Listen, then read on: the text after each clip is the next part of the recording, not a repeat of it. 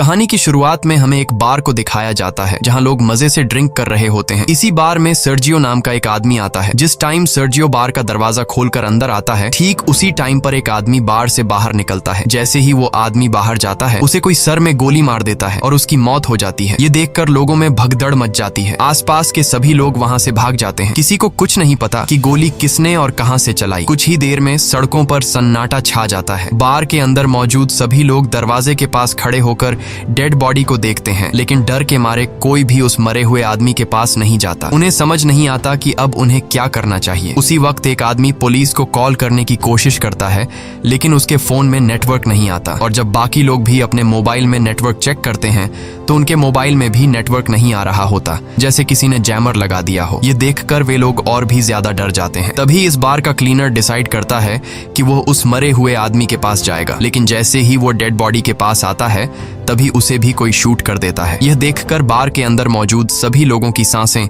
गले में अटक जाती हैं और डर के मारे जमीन पर लेट जाते हैं ताकि स्नाइपर उन्हें शूट न कर सके। सभी को एक बात समझ आ जाती है कि बार से बाहर जाने का मतलब अपनी मौत को बुलाना है। वे लोग टीवी ऑन करते हैं ताकि उन्हें पता चल सके कि आखिर यहाँ क्या चल रहा है, लेकिन इस हादसे के बारे में टीवी पर कोई खबर नहीं चल रही होती। वो लोग परेशान हो जाते हैं कि मैड्रिड जैसे बड़े शहर के बीचों बीच 2 लोगों को सड़क पर गोली मार दी गई, लेकिन इसके बारे में टीवी पर कुछ भी नहीं दिखाया जा रहा। जैसे ही उनकी नजर बाहर जाती है तो वहाँ से दोनों लाशें गायब हो चुकी होती हैं और साथ ही उनका खून भी वहाँ से साफ कर दिया गया होता है। सभी को कुछ समझ नहीं आता कि यहाँ क्या हो रहा है। तभी सीटूर कहता है कि मुझे लगता है कि किसी ने हम सबको किडनैप कर लिया है और वो चाहता है कि हम में से कोई भी यहाँ से बाहर ना निकले। तब सर्जियो कहता है कि हो सकता है हम में से कोई एक आतंकवादी हो जिसके पास कोई बॉम्ब हो और सरकार उसे पकड़कर मारना चाहती हो ताकि वो यहाँ से बाहर जाकर पब्लिक प्लेस में ब्लास्ट न कर सके। ये सुनकर एक आदमी जिसका नाम नाचो है, वो चुपके से अपने पैर से एक ब्लैक कलर के बैग को छुपा देता है। ऐसा करते हुए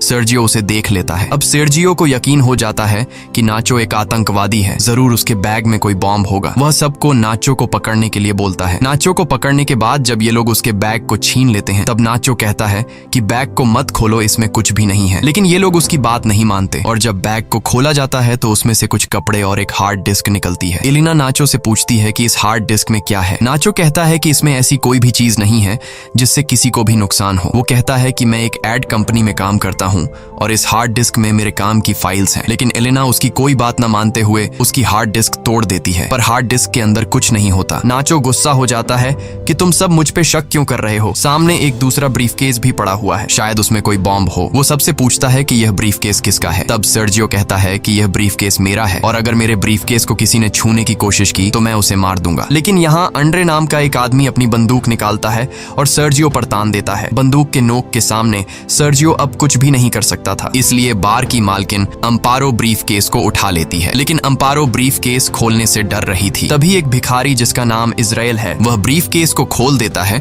और ब्रीफकेस के अंदर से सारा लेडीज का सामान बाहर निकलता है। सर्जियो कहता है कि मुझे यह सब बेचना पड़ता है और लोगों को मेरे इस काम के बारे में बताने में मुझे शर्म आती है। इससे पहले कि कोई कुछ समझ पाता, उसी वक्त उन्हें बाथरूम से एक अजीब सी आवाज आती है। जब ये लोग वॉशरूम का दरवाजा खोलने की कोशिश करते हैं तो दरवाजा अंदर से लॉक होता है। ये लोग किसी तरह दरवाजा खोलकर बाथरूम में जाते हैं और देखते हैं कि वहाँ पर एक मोटा आदमी पड़ा हुआ है जो कि बेहोश है। दरअसल कहानी की शुरुआत में ये आदमी खांसते खांसते इस वॉशरूम में आया था और तब से वो यहीं पर बेहोश पड़ा है। इस आदमी के पास एक इंजेक्शन भी पड़ा होता है। ये लोग इससे एक नशेड़ी समझकर वहीं पर छोड़ देते हैं। तभी इन लोगों को बाहर से गाड़ियों की आवाज आती है। जैसे ही ये लोग बाहर के गेट के पास जाते हैं तो ये देखते हैं कि बाहर बहुत सारे आर्मी ऑफिसर्स आए हैं जिनके चेहरों पर मास्क लगा हुआ है। आर्मी सोल्जर्स को देखकर ये लोग बहुत खुश हो जाते हैं और मदद के लिए पुकारने लगते हैं। ये सोल्जर्स वहाँ पर बहुत सारे टायर्स का ढेर बनाते हैं और उन टायर्स को जलाकर वहाँ से चले जाते हैं। हालांकि सभी को लग रहा था कि ये हमारी मदद करने आए हैं, लेकिन वो इनकी मदद नहीं करते और वहाँ से चले जाते हैं। कुछ देर बाद टीवी पर न्यूज दिखाई जाती है कि सिटी के एक बहुत बड़े हिस्से में आग लग गई है, इसीलिए उस जगह को सील कर दिया गया है और उस जगह पर अब कोई भी नहीं जा सकता। बार में फंसे लोगों को कुछ समझ नहीं आता कि सरकार झूठ क्यों बोल रही है। ये आग सरकार ने खुद लगाई है, उन्होंने हमें देख भी लिया फिर भी हमें नहीं ले जा रहे। तभी वो आदमी जो बाथरूम के अंदर बेहोश था वो अचानक सबके सामने आ जाता है। उसकी पूरी बॉडी बुरी तरह से फूल गई होती है, साथ ही उसकी आंखें भी सफेद लाइट की तरह चमक रही होती हैं। वो आदमी कहता है कि मेरे पास मत आना और मुझे छूने की कोशिश बिल्कुल भी मत करना। ये कहकर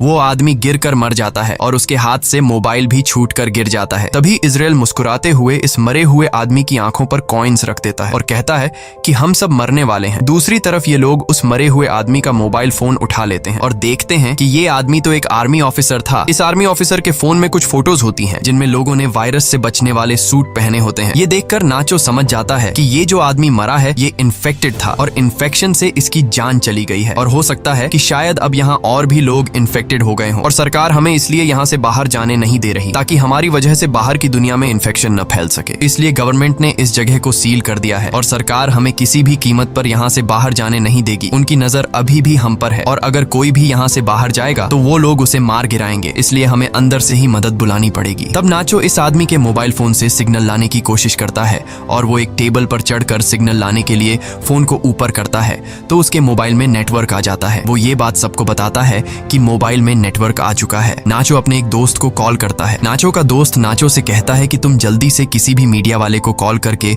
उसे सब कुछ बता दो। लेकिन तभी सेटर भी फोन पर बात करने के लिए टेबल पर चढ़ जाता है और नाचो से मोबाइल छीनकर मदद के लिए चिल्लाने लगता है। लेकिन तभी टेबल पर ज्यादा लोड आने की वजह से टेबल टूट जाता है और उनका कनेक्शन कट जाता है। तब एंड्री दोबारा सिग्नल लाने के लिए नाचो से फोन मांगता है, लेकिन बार की मालकिन अम्पारो उसे रोक देती है और कहती है कि इस फोन को मत छूना क्योंकि ये फोन उस इन्फेक्टेड आदमी का है जो इन्फेक्शन की वजह से मर गया है। ये फोन भी इन्फेक्टेड है और अगर तुमने इस मोबाइल को छू लिया तो तुम भी इन्फेक्टेड हो जाओगे। सर्जियो और एंड्री को बार की मालकिन की ये बात बिल्कुल सही लगती है। अब इसका मतलब नाचो और जिस किसी ने भी इस मोबाइल को या इस आदमी को छू लिया है वो सब के सब इन्फेक्टेड हैं और ऐसा करने वाले इनमें से 5 लोग हैं। अब ये तीनों एक साइड पर खड़े हो जाते हैं और मोबाइल और उस डेड बॉडी को छूने वाले 5 लोग दूसरी साइड पर खड़े हो जाते हैं। तब एलेना कहती है कि हमें पागलपंती नहीं करनी चाहिए। घंटों से हम एक दूसरे के साथ हैं, अगर हमें इन्फेक्टेड होना होता तो अब तक हम इन्फेक्टेड हो जाते। लेकिन एंड्री अपनी बंदूक निकालकर एलेना से कहता है कि मुझसे दूर रहो नहीं तो मैं तुम्हें मार दूंगा। इसके बाद बार की मालकिन सर्जियो और एंड्री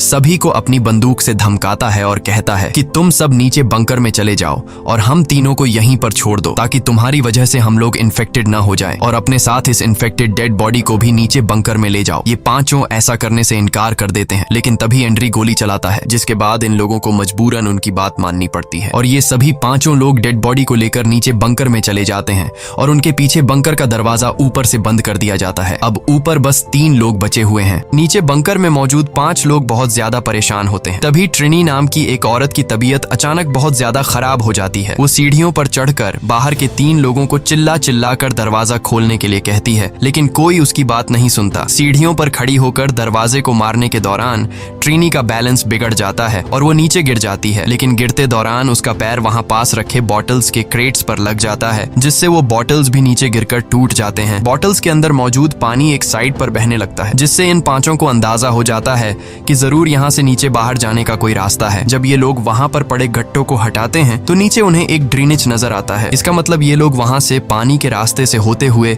वहाँ से बाहर निकल सकते हैं। अब ये लोग सोचते हैं कि यहाँ से बाहर जाएगा कौन। तभी इजराइल ड्रेनेज के जाली को हटा देता है और वो ड्रेनेज के अंदर से होकर यहाँ से बाहर निकलने का फैसला करता है, लेकिन इस ड्रेनेज का रास्ता बहुत तंग था, इसलिए इजराइल अपनी पूरी बॉडी पर ऑयल लगाता है और इस ड्रेनेज से नीचे जाने की कोशिश करता है, लेकिन ड्रेनेज का छेद बहुत ही छोटा था जिससे वो नीचे नहीं जा पा रहा था और इजराइल छेद में फंस जाता है। तभी अचानक इन लोगों को गोलियों के चलने की आवाज आती है और उन्हें ऊपर मौजूद 3 लोगों की चिल्लाने की आवाजें आती हैं। आवाजें सुनकर ये लोग बहुत ज्यादा घबरा जाते हैं। फिर उन्हें ऊपर बार में धुआं दिखाई देता है जिसे देखकर ये लोग समझ जाते हैं कि ऊपर जो 3 लोग थे उन्हें किसी ने मारकर पूरे बार को आग लगा दी है। तब ट्रिनी ऊपर लोगों की स्थिति देखने के लिए ऊपर जाकर बंकर के दरवाजे को खोलने की कोशिश करती है, लेकिन बंकर का दरवाजा बहुत ज्यादा गर्म होता है, इसलिए ट्रिनी के छूते ही उसके हाथ जल जाते हैं और वो चिल्ला पड़ती है, जिसके बाद ये लोग ट्रिनी के हाथों पर पट्टी कर देते हैं जिससे ट्रिनी को थोड़ा सुकून मिल जाता है। वहीं दूसरी तरफ इजराइल अभी भी बुरी तरह से ड्रेनेज में फंसा हुआ होता है। अब वो लोग सब एक साथ मिलकर इजराइल को ड्रेनेज से बाहर निकालते हैं। इसके बाद ये लोग नीचे बैठकर चुपचाप इंतजार करते हैं जब तक ऊपर का मामला शांत न हो जाए। कुछ घंटों बाद आग पूरी तरह से बुझ जाती है और वो लोग ऊपर बार में आने का फैसला करते हैं। ऊपर बार में आने के बाद वो देखते हैं कि बार पूरी तरह से जलकर राख हो चुका है। तभी ये लोग देखते हैं कि कुछ लोग बाहर से इस जगह को बुरी तरह से सील कर रहे हैं। यहाँ एलेना कहती है कि मैं मदद मांगने जा रही हूँ, लेकिन नाचो उसे ऐसा करने से मना कर देता है। वो कहता है कि अगर उन लोगों ने तुम्हें देखा तो वो तुम्हें मार देंगे, इसलिए हमारा फायदा इसमें है कि हम लोग यहाँ पर कुछ दिनों के लिए छिपे रहें और जब ये सारा मामला शांत हो जाए तब हम लोग एक एक करके चुपचाप यहाँ से निकल जाएंगे। नाचो की ये बात सबको सही लगती है। ये लोग बड़ी खामोशी से चुपचाप सब कुछ देखते रहते हैं, क्योंकि अगर किसी को भी पता लग गया कि अंदर अभी भी 5 लोग जिंदा हैं तो इन सबको भी मार दिया जाएगा। तभी यहाँ मोबाइल बजना शुरू हो जाता है। लेकिन अच्छी बात ये थी कि बाहर जो लोग उस जगह को सील कर रहे थे वो लोग वहाँ से जा चुके थे और जिस मोबाइल पर मैसेजेस आ रहे थे वो उस इन्फेक्टेड आदमी का था जो एक आर्मी ऑफिसर था। एलिना उसका फोन उठा लेती है और उसकी व्हाट्सएप चैट्स पढ़ना शुरू कर देती है, जिसमें एक आदमी उस आर्मी ऑफिसर से पूछता है कि क्या वैक्सीन लेने से तुम्हारी तबीयत ठीक हो गई है। उस आदमी ने जवाब दिया, नहीं, मेरी तबीयत बहुत खराब है और मैं किसी बार के वॉशरूम में छिपा हुआ हूँ, तुम मेरे पास आने की कोशिश मत करना। अब एलेना उसकी पुरानी चैट्स पढ़ती है जिसमें उस मरे हुए आदमी ने लिखा होता है कि मेरे पास अभी 4 और इंजेक्शन बचे हैं। ये लोग समझ जाते हैं कि उसके पास जो इंजेक्शन है वही इस वायरस की वैक्सीन है। ये पढ़कर सब लोग खुश हो जाते हैं कि ये वैक्सीन काम कर सकती है, लेकिन फिर भी उनके मन में एक डाउट आता है कि अगर उस आदमी ने वैक्सीन ली थी तो उसकी मौत कैसे हो गई। तब ये लोग उस आदमी की ओर पुरानी चैट्स पढ़ने लगते हैं और उन्हें पता लगता है कि वो आदमी कई दिन पहले से बीमार था, इसलिए वैक्सीन इंजेक्शन ने उस पर असर नहीं दिखाया और वो मारा गया। इसके बाद अचानक उस फोन पर किसी का कॉल आता है, पर उससे पहले कि नाचो उसे उठा पाता, मोबाइल की बैटरी डेड हो जाती है। अब ये लोग किसी न किसी तरह से मोबाइल को चार्ज करने की कोशिश करते हैं। नाचो को वहां गन मिल जाती है जिसे वो चुपचाप उठा लेता है। वहीं एलेना कहती है कि उस आदमी ने चैट्स में ये लिखा था कि मेरे पास 4 और बची है, तो क्यों ना हम उन 4 वैक्सीन को ढूंढें। जिसके बाद ये लोग वापस नीचे बंकर में आते हैं और उस डेड बॉडी की चेकिंग करने लग जाते हैं, लेकिन उन्हें वहां पर कोई वैक्सीन नहीं मिलती। तभी उन्हें याद आता है कि ये आदमी सबसे पहले वॉशरूम गया था। जब ये लोग वॉशरूम पहुंचते हैं तो वहां पहले से इजराइल वैक्सीन को हाथ में लेकर बैठा था। नाचो और बाकी सब इजराइल को बहकाने की कोशिश करते हैं और कहते हैं कि वैक्सीन हमें दे दो, पर इजराइल कहता है कि तुम लोग 5 हो और वैक्सीन 4। अगर मैंने तुम लोगों को वैक्सीन दे दी तो तुम लोग मुझे मेरे हिस्से का एक वैक्सीन नहीं दोगे, क्योंकि मैं एक भिखारी हूँ और तुम लोगों को मेरी जिंदगी की कोई अहमियत नहीं है। इसलिए इजराइल सबसे पहले एक इंजेक्शन निकालकर अपने आप को इंजेक्ट करने लगता है। तभी नाचो उस पर अपनी बंदूक तान देता है, लेकिन इजराइल फिर भी वैक्सीन अपने शरीर में इंजेक्ट कर लेता है, जिसके बाद नाचो और इजराइल के बीच हाथापाई शुरू हो जाती है। इजराइल नाचो पर हावी हो जाता है और उसकी गन को छीन लेता है। इसी हाथापाई के दौरान वैक्सीन इजराइल के हाथ से छूटकर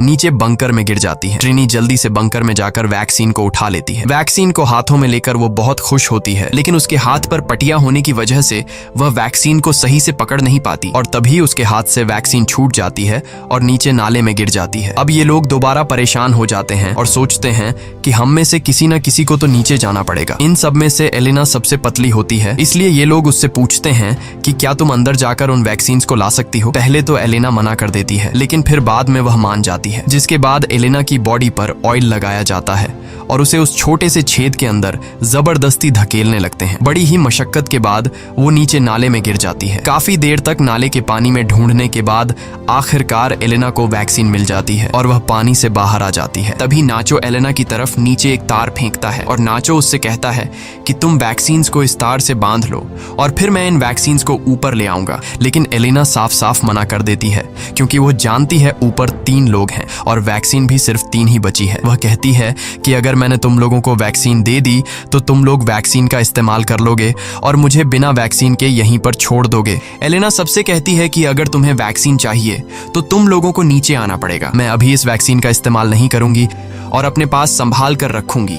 जब तुम सब नीचे आ जाओगे तब हम बैठकर फैसला करेंगे। अब ऊपर मौजूद लोगों के पास और कोई दूसरा रास्ता तो था नहीं, इसलिए ये लोग उस छेद का रास्ता बड़ा करने के लिए उसे तोड़ने लग जाते हैं। जब ये लोग छेद को तोड़ने में लगे होते हैं तब एलिना बाहर का रास्ता ढूंढना शुरू कर देती है। थोड़ी दूर जाने के बाद उसे एक जगह पर रोशनी दिखाई देती है। सबसे पहले वह इंजेक्शंस को वहां पर बने एक गड्ढे में छुपा देती है। उसके बाद वह सीढ़ियों से ऊपर जाकर देखती है कि बाहर बहुत सारी पुलिस फोर्स है जिन्होंने पूरे एरिया को कवर कर रखा है और वो लोग बार में मरे उनके 3 साथियों को जला रहे हैं। तब हम देखते हैं कि बाकी के 4 लोग जो ऊपर बंकर में थे उन्होंने छेद का रास्ता बड़ा कर दिया है और वे भी अब किसी न किसी तरह से नीचे आ जाते हैं। नीचे आते ही इजराइल और नाचो के बीच एक बार फिर फाइट शुरू हो जाती है। नाचो इस बार इजराइल से गन छीनना चाहता था और इस बार नाचो उससे बंदूक छीन लेता है। तभी पानी के अंदर से गोली चलने की आवाज आती है और नाचो ऊपर आ जाता है। जब ये लोग देखते हैं कि नाचो तो ऊपर आ गया है पर इजराइल अभी तक बाहर नहीं आया तो वो समझ जाते हैं कि इजराइल मर चुका है और ये लोग आपस में एक दूसरे को कहने लगते हैं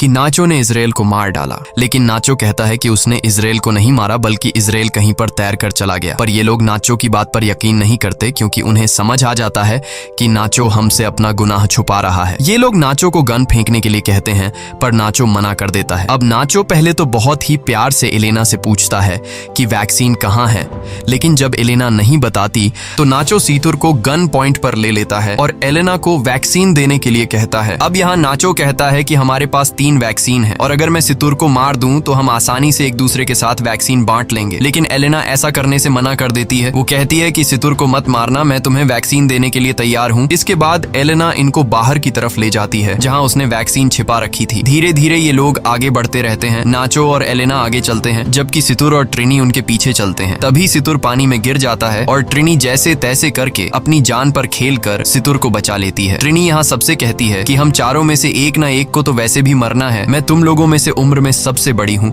और मैं अपनी जिंदगी जी चुकी हूँ, इसलिए वो नाचो से कहती है कि तुम मुझे गोली मार दो ताकि तुम सब आसानी से एक दूसरे के साथ वैक्सीन बांट सको और तुम्हारी जान बच जाए। काफी देर तक सोचने के बाद नाचो ट्रिनी पर बंदूक तान देता है लेकिन वो गोली नहीं चला पाता, जिसके बाद ट्रिनी नाचो से गन लेकर यहाँ से थोड़ी दूर जाकर अपने आप को गोली मार लेती है। अब सिर्फ 3 लोग बचे थे और उनके पास इंजेक्शन भी 3 ही थे, इसलिए सब एक एक इंजेक्शन ले लेते हैं। इसी बीच उन लोगों को उस जगह से आवाजें आने लगती हैं जहां पर ट्रिनी ने खुद को मार डाला था। ये लोग जब उस जगह पर जाते हैं तो देखते हैं कि ट्रिनी की आंखों पर किसी ने कॉइन्स रखे हैं और ये देखकर ये लोग समझ जाते हैं कि ये काम किसी और का नहीं बल्कि इजराइल का है, क्योंकि इजराइल ऐसा करता है। और तभी पीछे से इजराइल सीतुर पर हमला करके उसे जान से मार देता है। इजराइल बहुत ज्यादा गुस्से में था और वह नाचो और एलेना की जान के पीछे पड़ जाता है। तभी नाचो और एलेना को सामने सीढ़ियां दिखाई देती हैं। ये दोनों तेजी से सीढ़ियों की तरफ भागते हैं और इजराइल से खुद को बचाने के लिए सीढ़ियों पर चढ़ने लगते हैं। पर तभी एलेना के पास जो इंजेक्शन होता है वो उसके हाथ से छूटकर नीचे गिर जाता है। अब क्योंकि इजराइल भी उनको मारने के लिए उनके पीछे सीढ़ियों पर चढ़ रहा था, इसलिए अब एलेना इंजेक्शन उठाने के लिए वापस नहीं जा सकती थी, क्योंकि अगर वह नीचे जाती तो इजराइल उसे मार देता। तभी इजराइल नाचो को पैर से पकड़ लेता है। तब नाचो को एहसास हो जाता है कि वह बाहर नहीं जा पाएगा, इसलिए अपना वैक्सीन एलेना को पकड़ा देता है और उसे कहता है कि अपना ख्याल रखना है। तभी इजराइल नाचो को पैर से पकड़कर नीचे जोर से खींच लेता है, जिससे ये दोनों नीचे गिर जाते हैं और उनकी मौत हो जाती है। तब एलेना नाचो का दिया हुआ वैक्सीन खुद में इंजेक्ट करती है और ऊपर ड्रेनेज का ढक्कन खोलकर बाहर निकल आती है। बाहर निकलते ही उसे बहुत सारे लोग दिखाई देते हैं और वह देखती है कि सरकार ने यहाँ से आगे का पूरा इलाका सील कर दिया है। तभी एक औरत अपना जैकेट निकालकर एलेना को पहना देती है और एलेना लोगों में घुल मिल जाती है। इस कहानी में कुछ बेगुनाह लोग भी मारे जाते हैं, लेकिन गवर्नमेंट को यह कदम मजबूरी में उठाना पड़ा, क्योंकि अगर ये लोग बिना वैक्सीन के लोगों में घुल मिल जाते तो यह वायरस पूरी दुनिया में फैल सकता था। इसलिए गवर्नमेंट को अपनी कंट्री के पब्लिक की सेफ्टी के लिए यह कदम उठाना पड़ा। इसी के साथ ये कहानी खत्म हो जाती है। अगर आपको वीडियो अच्छी लगी हो तो हमारे चैनल को सब्सक्राइब और वीडियो को लाइक जरूर कीजिएगा।